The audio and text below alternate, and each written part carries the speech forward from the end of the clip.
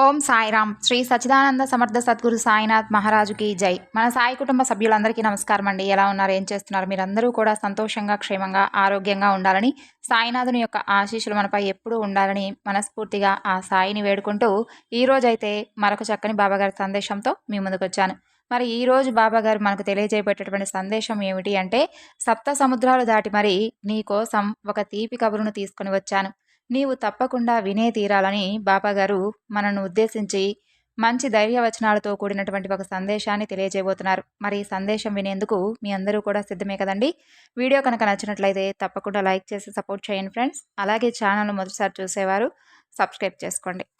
సప్త సముద్రాలు దాటి మరి నీ కోసమే వచ్చాను, ఒక మంచి తీపి కబురును నీ కోసం తీసుకొని వచ్చాను, కాబట్టి నీవు తప్పకుండా విను, ఎంతగానో సంతోషిస్తావు. అలాగే నీ మనసు కూడా ప్రశాంతంగా ఉంటుంది.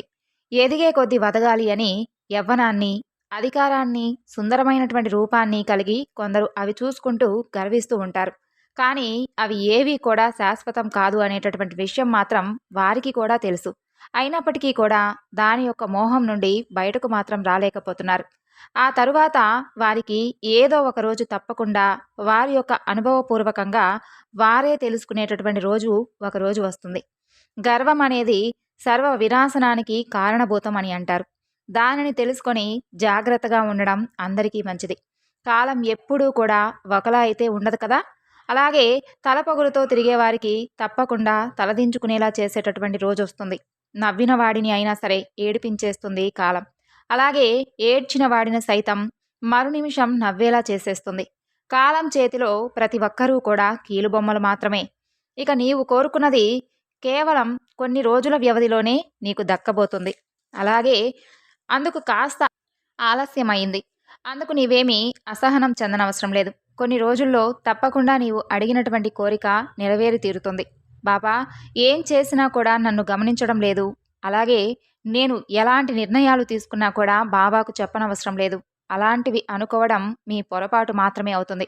మీరు తీసుకునేటటువంటి నిర్ణయం కూడా మీ మీద ఆధారపడి ఉండదు.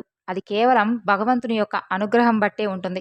కష్టంలో ఉన్నప్పుడు మీ బాధలను నేను ఎలా అయితే తీరుస్తానో, సంతోషంలో మీ ఆనందాన్ని నా ఆనందంగా ఎలా అయితే నేను భావిస్తూ మురిసిపోతూ ఉంటానో, మీరు తప్పటడుగు వేసేటప్పుడు కూడా కొన్ని ముఖ్యమైనటువంటి సూచనలను తెలియజేస్తూనే ఉంటాను.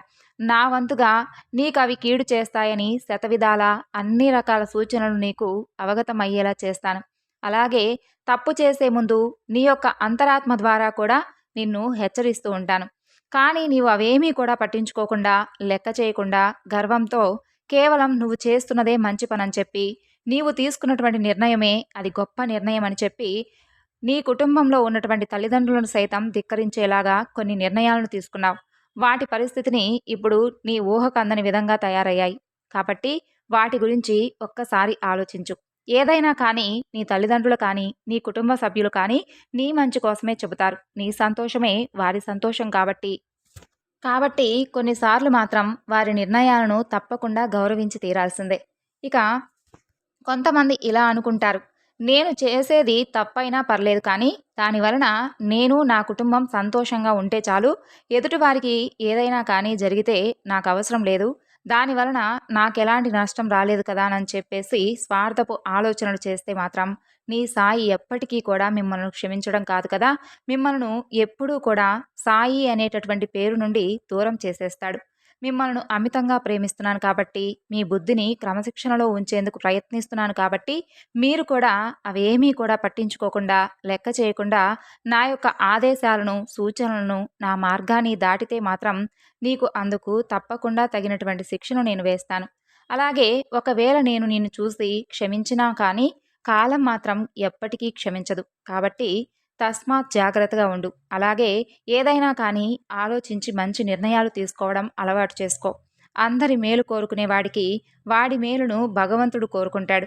ఎదుటి వారిని మాటలతో కానీ, ప్రవర్తనతో కానీ కేవలం మీకు మాత్రమే లాభం చేకూరే విధంగా కొన్ని స్వార్థపు పనులు, ఆలోచనలు కానీ ఎప్పుడూ కూడా చేయవద్దు. అందుకు మీకు తీవ్రమైనటువంటి నష్టమే మిగులుతుంది.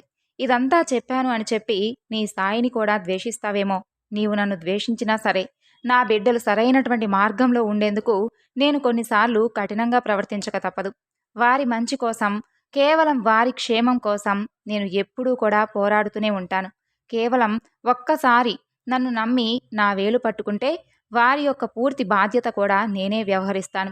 వారి యొక్క క్షేమ సమాచారాలతో పాటు, వారి యొక్క సుఖదుఖాలతో పాటు, వారి తప్పొప్పులను కూడా సరిచేయడం తండ్రిగా, గురువుగా అది నా ధర్మం. బలవంతంగా ఇక ఎలాంటి బంధాలను కూడా నా దరికి మాత్రం నేను చేర్చుకోను. ఎందుకంటే ఆ భగవంతుడు కలిపినటువంటి బంధాలను ఏ శక్తి కూడా విడదీయలేదు. అందుకే ఉన్నటువంటి బంధాలను, నాకు దగ్గర చేసినటువంటి బంధాలను మాత్రం నేను ఎప్పటికీ కూడా కోల్పోనివ్వను. మనల్ని ఈ జన్మలో భగవంతుడే కలిపాడు కాబట్టి మన బంధం జన్మజన్మల బంధం. తల్లిదండ్రుల హృదయం ఎప్పుడూ కూడా పిల్లల మీదనే ఉంటుంది. కానీ పిల్లలకు కూడా తల్లిదండ్రుల మీద ఉండాలి కదా! వారు చెప్పేటటువంటి కొన్ని మంచి మాటలను దృష్టిలో ఉంచుకోవాలి కదా! మీ సాయికి తెలియనిదంటూ ఈ సృష్టిలో ఏదీ లేదు. మిమ్మల్ని అణువణువు గమనిస్తూనే ఉంటాడు. తల్లిదండ్రులు జన్మను ఇస్తారు. కానీ నీవనేది మాత్రం ఒక మంచి స్థాయికి, ఉన్నతమైనటువంటి ఆలోచన విధానాన్ని మాత్రం కేవలం నీకు నీవుగా అలవాటు చేసుకోవాలి. అది కేవలం నీకు మాత్రమే సాధ్యపడుతుంది. మరెవరికీ కూడా సాధ్యపడదు. ఇక త్వరలోనే నీకొక మంచి అవకాశం కనిపించబోతున్నాను. సంతోషంగా స్వీకరించు. దానిని తెలివిగా ఉపయోగించుకొని, కష్టపడి మంచి ఉన్నతమైనటువంటి గౌరవాన్ని పొందాలి. అలాగే నా సహకారం ఎల్లప్పుడూ కూడా నీకు ఉంటుంది. అది మాత్రం మర్చిపోవద్దు. నీవు తీసుకున్నటువంటి నిర్ణయాలకు నీ తల్లిదండ్రులు, నీ కుటుంబ సభ్యులు ఎంతగానో బాధపడుతున్నారు. ఇప్పుడే వెళ్ళి వారి వద్ద నీ తప్పును ఒప్పుకొని, వారి యొక్క ఆశీస్సులను తీసుకొని, ఆ తరువాత నీవు ఏదైతే మొదలు పెట్టాలి అనుకుంటున్నావో ఆ పని గురించి వాళ్ళకు తెలియపరిచి, వారి యొక్క ఆశీస్సులను నీవు తప్పకుండా తీసుకోవాలి. అంతేకాని బయట ఎవరో తెలియని వారి సలహాలను తీసుకొని మోసపోయిన తరువాత అయ్యో నేను మోసపోయానే అంటూ మరలా భగవంతుణ్ణి, ఆ తరువాత ఆ కోపాన్ని ఇంట్లో వారి మీద చూపించడం సబబు కాదు. నిజంగా కొన్నిసార్లయితే మన యొక్క ప్రవర్తన వలన కొంతమంది బాధపడుతూ ఉంటారండి. అది మన ఇంట్లో వారవ్వచ్చు, లేదంటే మన ఫ్రెండ్స్ అవ్వచ్చు, ఇంకా చుట్టూ ఉన్నవారవ్వచ్చు. ఎందుకంటే మనకున్నటువంటి మొండితనం కారణం కానీ, లేదంటే మనం చేసేది కరెక్ట్ అని అనుకుంటూ మనకు మంచి చెప్పేవారిని కూడా మనకున్నటువంటి ఓవర్ కాన్ఫిడెంట్‌తో అలాంటి వారిని కూడా దూరం చేసుకుంటూ ఉంటాం. కానీ మనకసలు తెలియనటువంటి విషయాన్ని మనతో ఉండేవారిని అడిగి తెలుసుకొని, అందులో ఉన్నటువంటి మంచి గ్రహించి, మంచి వారితో స్నేహం చేయడం వలన మనకు కూడా మంచి ఆలోచనలు, అలాగే మంచి ప్రవర్తన కలిగి ఉంటాం. కాబట్టి దాన్ని ఉద్దేశించి బాబాగారు చెప్పినటువంటి అద్భుతమైనటువంటి వచనాలండి ఇవి. అలాగే బాబాగారు సప్త సముద్రాలు దాటైనా సరే మన మంచి కోసం, అలాగే మనం ఏదైనా కానీ తప్పుడు నిర్ణయాలను తీసుకున్నా, లేదంటే బాబా భక్తులమైనటువంటి మనం ఎదుటి వారిని ఎవరినైనా సరే కించపరిచే విధంగా కానీ, లేదంటే వారి మనసును బాధ పెట్టేలా ఉంటే మాత్రం బాబా ఎప్పటికీ కూడా చూస్తూ సహించలేడు. ఆయన నమ్ముకున్నాం కాబట్టి, ఆయన మార్గంలో మనందరం కూడా నడవాలి కాబట్టి, ప్రతి ఒక్కరూ కూడా ఆయన చెప్పేటటువంటి అద్భుతమైనటువంటి సూచనలను తప్పకుండా పాటిస్తూ ఆయన అనుగ్రహాన్ని పొందాలి అని నేను కోరుకుంటున్నాను. సో, ఈ సందేశం మీ అందరికీ కూడా నచ్చింది అనుకుంటున్నాను. నచ్చితే తప్పకుండా మరికొంతమందికి షేర్ చేయండి. మరొక చక్కని బాబాగారి సందేశంతో మరలా కలుసుకుందాం. అంతవరకు నమస్కారం. ఓం సాయిరాం. సర్వే జనా సుఖినో భవంతు.